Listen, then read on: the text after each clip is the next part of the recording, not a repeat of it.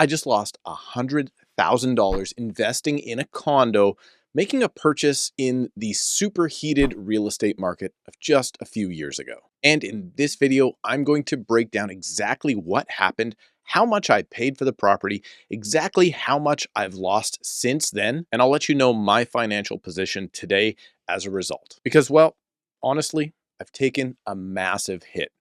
And if it can happen to me, a seasoned real estate investor and a full-time real estate agent who helps people like you buy and sell in this market every day, well, then it could definitely happen to you. And if you're not ready for it, a drop like I've just experienced could absolutely crush your confidence as an investor, or worse, your entire investment portfolio, and could potentially ruin your retirement. So stick around to learn just how bad it's gone for my personal investment. But before we get into that, I am a real estate agent here in Greater Vancouver. So if you need help in the market, you can book a call with me right now using the link down below in the description at a time that works best for you. Or just subscribe to the channel to stay up to date on the local market and click the like button. And in return, here is a picture of my hero.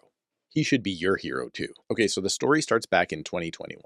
I was analyzing some real estate numbers amongst pandemic relief and ultra low interest rates, and found that although by that time the detached market had already soared in values to crazy amounts, condos were positioned perfectly to skyrocket in price because rents versus carrying costs were heavily benefiting that of a landlord. So you see, traditionally in my market of Surrey and the Fraser Valley, to cash flow on a property just at the neutral point, meaning you aren't feeding it out of pocket every single month, typically you needed to put down as much as 30 to 35%. But when crunching the numbers back at that time, for a very short period of time, it looked like the property that I had my eye on was going to break even between 95 and 100% financed. This is what made me believe that property prices, particularly for condo apartments, were about to skyrocket. And well, I was right. So at that time, I picked up a condo in the Surrey neighborhood of Cloverdale, my hometown. Now, this condo actually had a particular opportunity because I do believe it was undervalued because of insurance problems in the building. And I was able to pick up a slightly undervalued property at that time with a purchase price of $475,000. At that time, your money would get you about an 800 square foot unit, 2 beds, 2 baths, 1 parking with a beautiful balcony facing the green space. And that green space is a protected park. And yes, if I financed that property at 100% loan to value, meaning I have a 20% down payment that came off of my existing line of credit on another property, and the remaining 80% was financed through a conventional mortgage by one of the big banks, well, it would cash flow neutral, which was an amazing opportunity at that time and a very good reason that the condo market took off. Part of that reason was because at that time, I was able to secure a 5-year interest rate for as low as 1.89% on the 80% portion, and then the HELOC portion of the 20% down payment was sitting right around 3%. Add in the strata fees, property taxes, utilities, and insurance, and the overall carrying costs ended up being in the neighborhood of about $1,950 per month. I negotiated a deal that would arrange for a very quick close,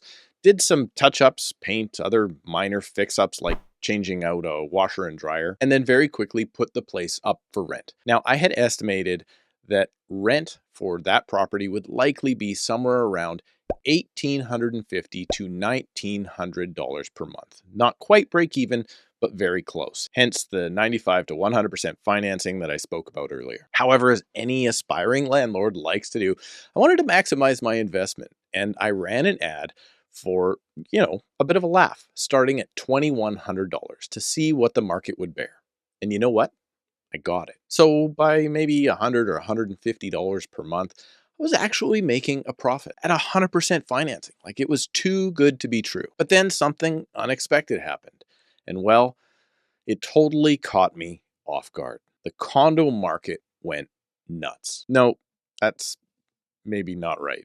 The condo market actually got certified as being insane. You see, when I did my estimates on future value of that property, I had hoped I would be able to resell that property, if I chose, up to as high as maybe $675,000 within the next 10 years. This is because I always have a very long-term plan in mind when buying any real estate. But My 10-year plan didn't go as planned. In fact, the value of that property increased to $675,000 in less than 12 months, with other comparable units selling in the complex from $600,000 to $750,000 at the peak of the market in 2022. But when a market goes up that quickly, only bad things can come. And that's exactly what has happened since then. Honestly, it's hard for me to say it as a real estate agent who firmly believes in real estate as a very good investment, but the market since that point has all come crashing down. Now, if I had a crystal ball back then, after seeing something like a 42% increase in only 12 months, I probably should have cashed out, but I didn't. I held. And then in February and for sure March of 2022, the market turned, and it turned swiftly. Over the coming months, prices tanked while interest rates increased on mortgages from as low as 1.49% up to as high as 6.39%.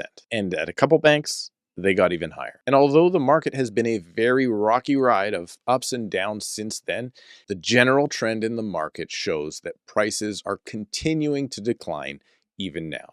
So much so that the most recent sale in the complex, which is a direct comparable to the unit that I purchased, sold for as little as $580,000. Meaning that holding on to this property and letting my greed factor sink in while thinking that real estate can only go up has actually cost me nearly 6 figures in unrealized gains. And the reality of the market is that prices are still dropping. And the longer I hold on to this thing, the less it will likely be worth, which honestly has me feeling like an absolute fool for not selling at the top. But here's the thing.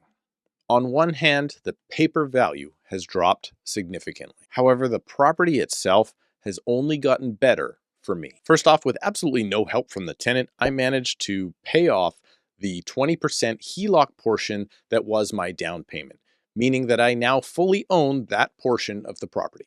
Second, the principal that has been paid down on the original mortgage during the time of my ownership of about 4.5 years now, well, that's another $35,000 of equity, which I must give the tenant credit for because they paid it and I didn't. And third, less than a year ago, my original tenant moved on, and I was able to increase the rent from, at that time, $2,140 per month, which was subject to rental limit increases, to now as much as $2,450, increasing my cash flow and setting me up not to worry about the mortgage rate increase that I will definitely see when it comes time to renew my 5-year money in early 2026. Even more than those 3 points, let's go back and show you a picture again of my hero. This is Dave Ramsey, the ultimate money guru. I recently heard him on an episode of the Iced Coffee Hour, and every time I hear him speak, he always has a saying or two that really stick with me. And this time, those sayings went something like this. Sure, today might not be the best time to buy. That depends on your own personal situation. But 80-year-old you is going to be extremely mad at 40-year-old you if you don't own more real estate. This simply emphasizes the long-term play that my real estate investment portfolio truly is. Because when I retire in, say, 20 years from now, this investment property might be worth the same as it is today, or it could be worth double. But I don't really care. One thing I do know for sure is that it will be a paid off asset, producing me a monthly retirement income if I choose to stop working. And owning this asset long term will give me that ability to choose.